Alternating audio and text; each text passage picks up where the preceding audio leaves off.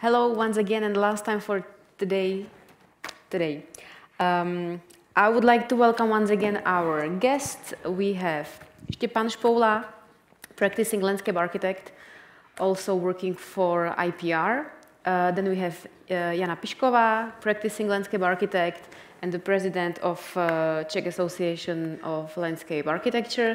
And then Marek Kundrata, practicing architect and employee of IPR. So at the beginning, I would like to ask all the participants in the audience to turn off your microphones. So when you will speak, we will not hear like each other. So please do that. And if you want to say something, just use the raise hand icon. Is that right? And turn on your camera so we can see you. Okay? So, is there any question from the audience right now? I don't see anyone so far, so maybe someone will join us later. So I'll start. So, guys, what do you think about today? What did you learn, or what did you like the most? Jana. I think it was amazing.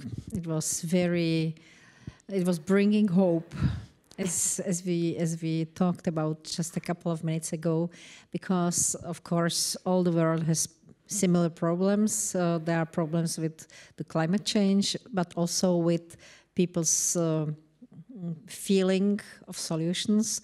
How do they feel about nature-based solutions and, for example, urban wilderness and so on? But because a lot of great things were done and we could see them today, we can follow them, and I hope that there will be great things in Prague happening in future. And it's also happening as well now. Yeah, for me also it was very nice, because I think that we are maybe a little bit too skeptical for what's going on. On the other hand, you know, it is possible. I think as landscape architects and architects, it's our duty to show the good examples and use it as a way to persuade the users, the public, but also the investors and the municipalities and so on. So I believe that's one of the ways how to do that. Štěpán, what do you think about it? Yes, what I was thinking from beginning, it's just this what you said, that we have done a lot last 20 years maybe, and we can really see the tools, the clarity, how to formulate some very difficult issues. And that for me, the use of design in a before only strategic approach, more technical approach. Now we can use how the creativity and the design can help to move things that were considered more like technical, very difficult to bring to the broader public, to the broader public, and I think this is hopeful. Yeah, for me, you know, after every day kind of struggling and fights about pushing the projects forward, suddenly everything seems so smooth and clear when when I see the presentations of colleagues abroad. So. It's very inspiring, and also bringing some new energy, I think, for the projects here in Prague. So this is for me personally the notion of the today's conference, and I am really glad that we are in the topics we follow and in the projects we follow. We are not totally somewhere on the Mars, and we follow more or less some the direction that was shown and discussed today. So that's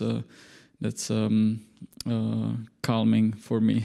Yeah, and actually, yeah, that's that's really good that we are on the same page. And I think it was really good to see that it's not easy, or it's not as complicated as it is here anywhere else. I mean, Mette said that the roundabout took 5 years. So it was not like this, you know, which I think is really kind of motivating, that it takes time, but we have to accept it because we are creating something that will last here very long.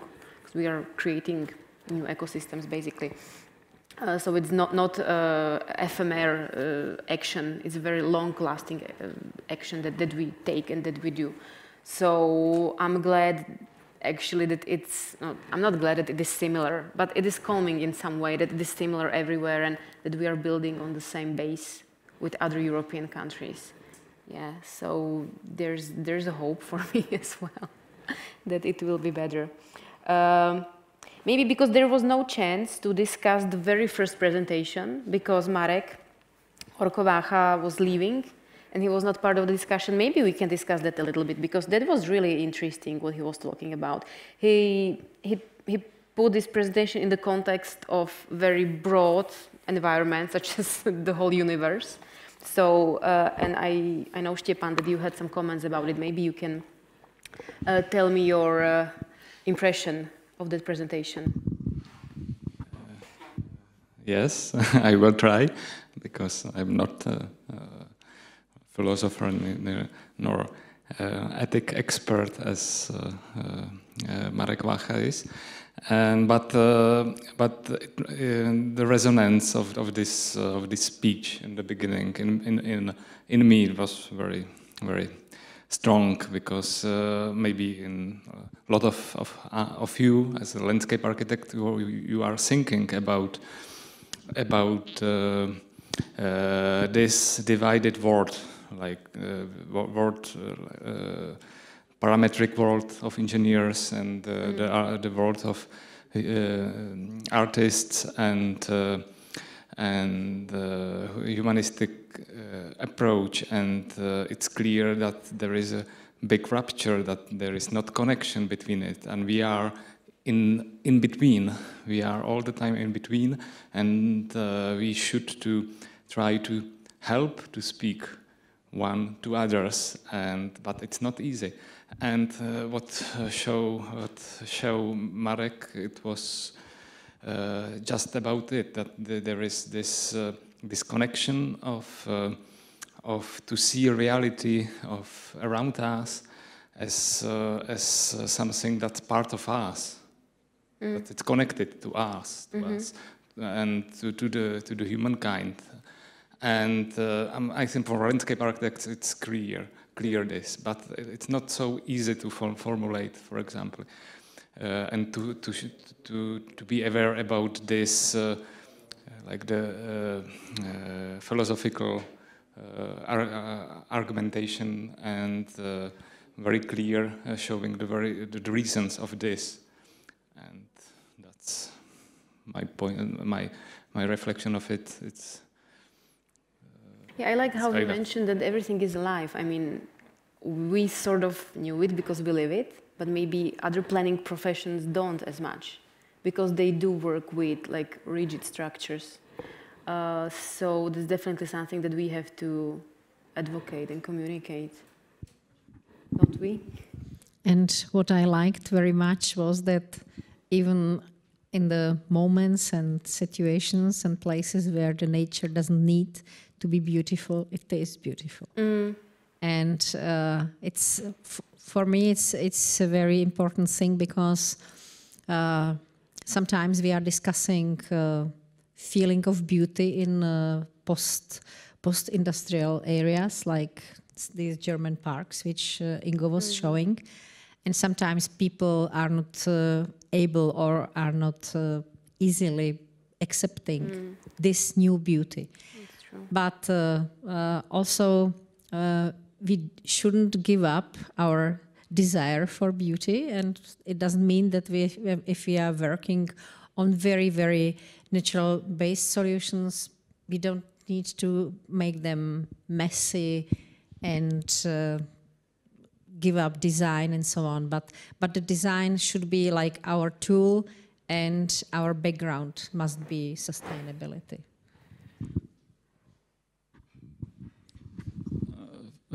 for me there was one point interesting in the lecture that there is this very strong connection, or we cannot really split or divide the creation, the us from the nature, because he said when we corrupt the nature, we corrupt ourselves also. So so that was very strong for me. I think I take it seriously. Yeah.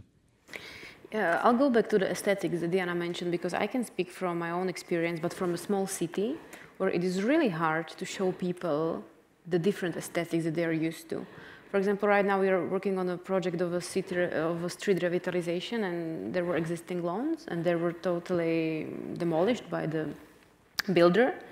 And I wanted to introduce some very low maintenance species. And the argument, even from the city, was like, people will not accept it. It has to be nice, green park lawn. And I was like, no, it doesn't have to be, because it will cost you 10 times as much money as this meadow will cost you. So we actually agreed on, but it's really, really hard. Do you have some like persuasive mechanism that you use if you communicate this new aesthetics? Maybe I think it's related what Marek Vacha said, because I think it's not only about aesthetics, like the different kind of aesthetics, but it's about this profound meaning of if we consider something as a humankind world, as a urban world, and the nature, and we should to have this division everywhere, because it's something that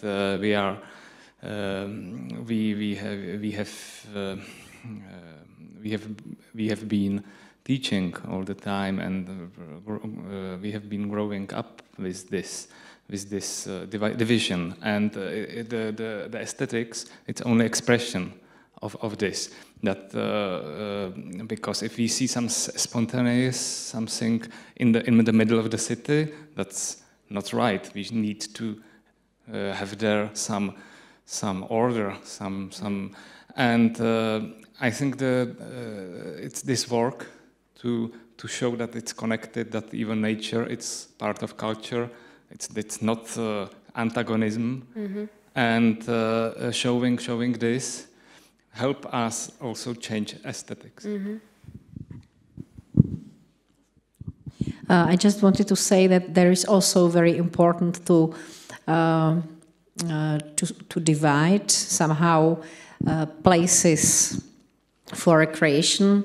And again, I would use the example of Gleisdreieck Park, which we could see, because I think it was one of the best examples I could see in my life, that there are manicured lawns for playing and laying and sunbathing, picnicking. Then there is something between, some like mown meadows 2 or 3 times, like it was typically in the villages and so on. And then there is a total wilderness. So people can accommodate into the places where they feel nice and safe, or they want to some privacy, some romantics and some adventure and so on, and they can choose. And because it's interesting that people love nature, but they are scared of that. And if it is especially when it is too close to them in the city, they feel it like it's too enemy. So it's too much. Yeah, I agree, and I want to comment on the aesthetics from the little bit different perspectives, because in the projects we very often face from some stakeholders the perception that the landscape architecture or the projects, they are focusing, we are doing the aesthetics, the beauty, something which is the nice layer on the top of the cake, and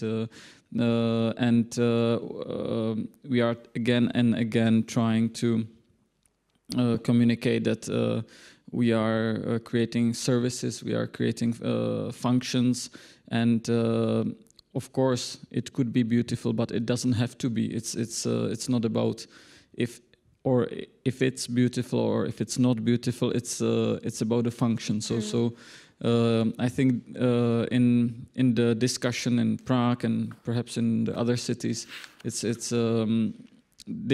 might be the key thing to persuade the more technical thinking stakeholders that it's not about aesthetics. It's about the function. Landscape architecture is creating the functional cities. Yeah. So. Just to add before Stepan, because I think that the biggest motion is the money, and I think that we have to somehow include the economical value of our work. Like that, if you do it this way, you save that much money on maintenance or on the initial cost. Because at least that's my personal experience, that what usually does the change. You can save money if you do it this way. And it's, I mean, if it's pretty or not, that's very subjective evaluation. Sorry to interrupt you. Yeah. Maybe I would like to add that there is the technical experts are also people, no? Also they have, and I think you need both. My experience is that if you use properly, like some kind of sensibilization with the place, and you put to some people who has very strong responsibilities, technical responsibilities in the city. You invite them to spend some time in the place, and you help them remember some experiences that they have they had with some essential effects of nature and landscape and history, and it works very well. And but you should to take them out of the context of expert, and you can motivate them much better than only with the technician. Or you mean the situation when you take the technician in August at noon to 1 hour meeting to the street without streets, and then he can understand why do we need trees. That's true. Then let's help. Let's the nature help us. No, like we can help to invite the nature in the cities. That we can also ask the environment and land and nature to help us to convince others who we need to collaborate on it. That I think this circle is it's what we need. It's also how to motivate people to protect nature. Also, it's the same things.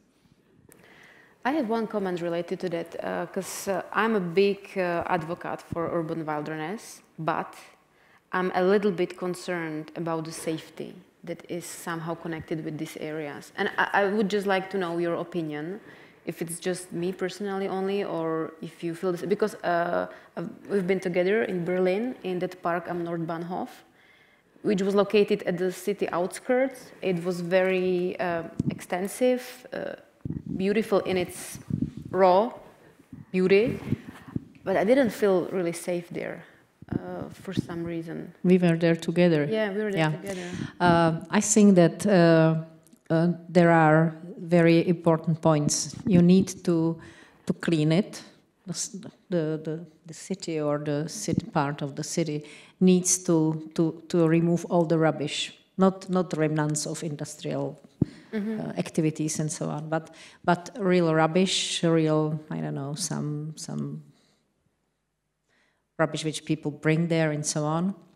And then it's necessary to divide the area cleverly, that you have easily transparent areas around the passes and around the sitting areas and so on.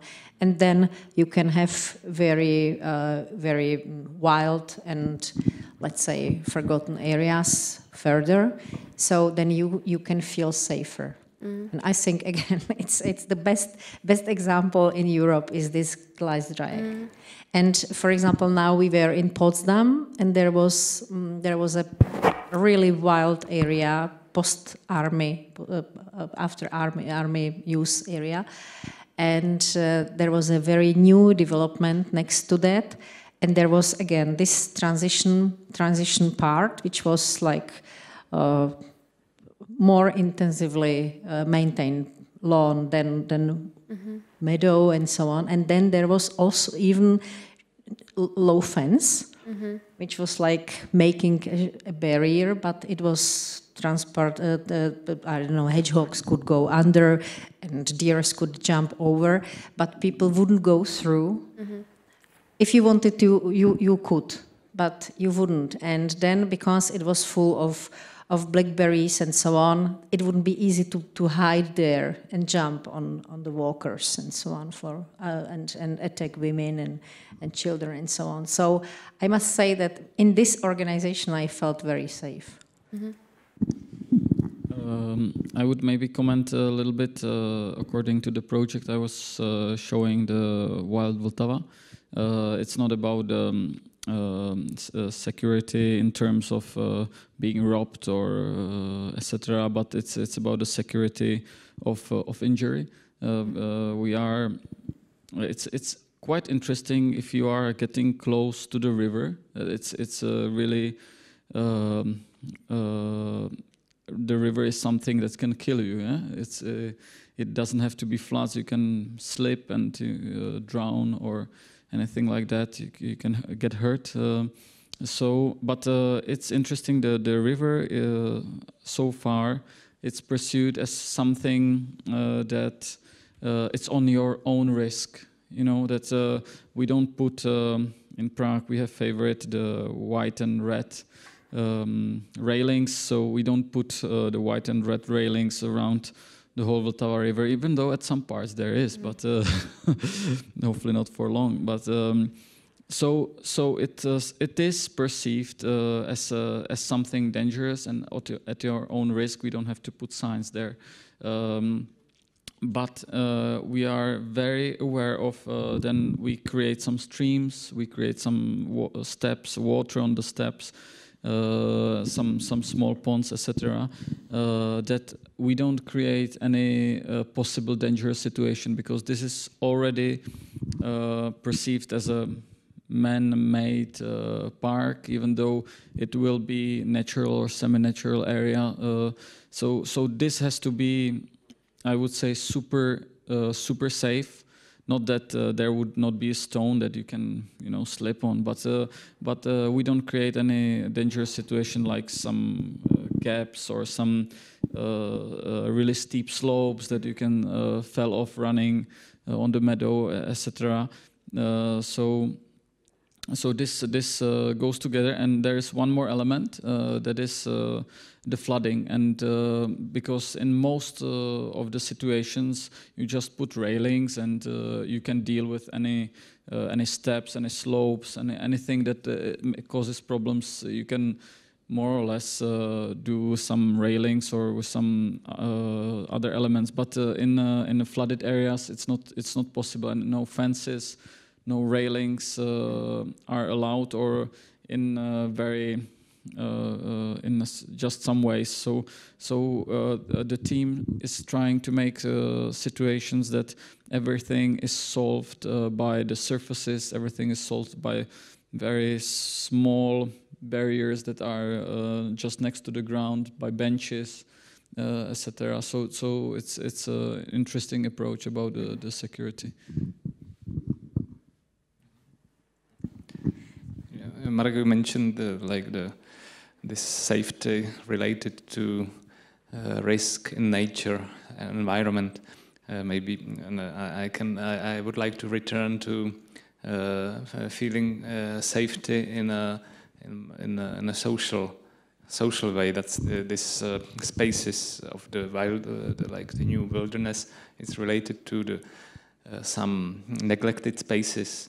We have it in mind, this environment as some background that unsafety and not plan it, and it's used by people to put their rare things, what they don't want to see, that they don't want to, and it's very strongly related. It's the design task to how to solve, how to change this kind of feeling or perception we have in the mind, to be able to see it in other as something pristine, some very natural, and not as opposite. And that's very nice on these examples of Berlin parks, that they show us the design tools, how to do it, and management tools also, because it's clear. Maybe the Gleisdreieck Park, it's one very nice solution to close this area, and it's not open, I think, in the night, because it's symbolically closed. You can relatively easily climb not Gleisdreieck, but Südgelände. For example, Südgelände, it's closed, and it's some kind of sanctuary, and it is protected against some kind of social problems that could this space. And the Gleisdreieck Park maybe offers other tools or management tools, how to solve it. It should be the main goal to create this kind of safetiness. I think we can go back to Martina's thinking and talking about money talk, because if we realize how much money costs the normal, let's say, standard park maintenance, and if we compare that there is a team of maintenance group which come every day in the morning, clean all the mess which happened there, and do this, it wouldn't cost more than standard care for the park. Still, it is much cheaper to maintain these let's say wild parks than to maintain classical standard parks. So then it would be great to explain to the city that it is not without any maintenance. There is a different type of maintenance, and it must be done very properly, because mess creates another mess. And yeah. And also what you save, if you save money for maintenance, you can have this money for not only for cleaning, but also for management, cultural management, social activities, to animate people to go there, to interpretation of the site, to maintain the place in the mind, and with this help to overcome this kind of things. If you have only money for cutting grass and every week 2 times, and all this stuff, then maybe you haven't money for what I think it's most important in parks like this. The management in the more soft meaning. I think that we received really good tools today about how to communicate, how to present. I feel very happy about the presentations we heard. So, are there any questions from the audience, please? We see you on the screen, but we don't see your... It's also possible to write them in the Zoom chat, I think. Yeah. And we are more or less came to the end. Yeah. Am I correct? Yeah. Actually, I don't see any. Are there any? No. Okay, so we'll see you tomorrow. I'd like to thank you once again to our guests, to you guys that you joined us, and we'll see you tomorrow, same place, same time. Thank you. Thank you very much. Thank you very much. Thank you.